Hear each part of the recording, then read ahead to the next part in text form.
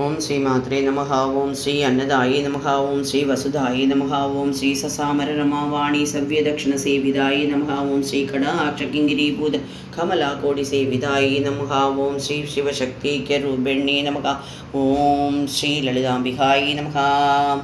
இன்றைக்கி ரொம்ப சந்தோஷமான நாள். ரொம்ப பிரம்ம முகூர்த்தத்தில் இன்றைக்கி பண்ணுறேன். ஆக்சுவலாக எப்போவுமே சாயங்காலம் பண்ணிட்டுருப்பேன். இன்றைக்கி நான் தென் ஷிரடி போகணும்னு சொல்லிட்டு உத்தரவு வந்திருக்கிறதுனால நான் கிளம்புறேன்.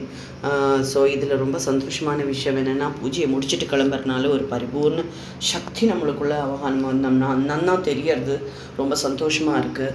எல்லாம் சுவாமியோட அனுகிரகம் தான். நம்மளுக்கு அவர் நம்மளை பார்க்கணும்னு நினச்சா தான் நம்மளால் பார்க்க முடியும் இல்லையா?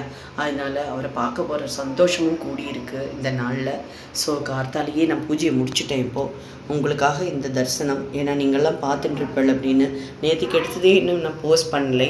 இருந்தாலும் பரவாயில்லை, இதை பார்க்கும்போது எல்லாருக்குமே கார்த்தால நம்மளும் ஏதோ நல்ல என்ன சொல்கிறது பாசிட்டிவான ஒரு எனர்ஜி எல்லாருக்கும் கிடைக்கும் அப்படிங்கிறனால இதை நான் இப்போ உங்களுக்கு போஸ்ட் பண்ணுறேன்.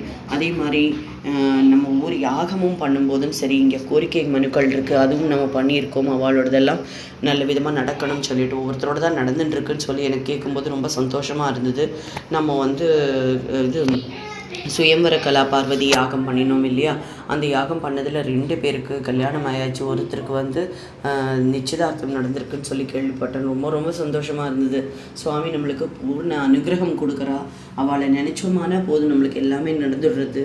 ஸோ அம்பிகை ஆகட்டும், நம்மளுடைய சாய் சத்குருநாதர் ஆகட்டும், நம்மளுடைய கணபதி ஆகட்டும், இவர் ஆக்சுவலி நவதானிய கணபதி.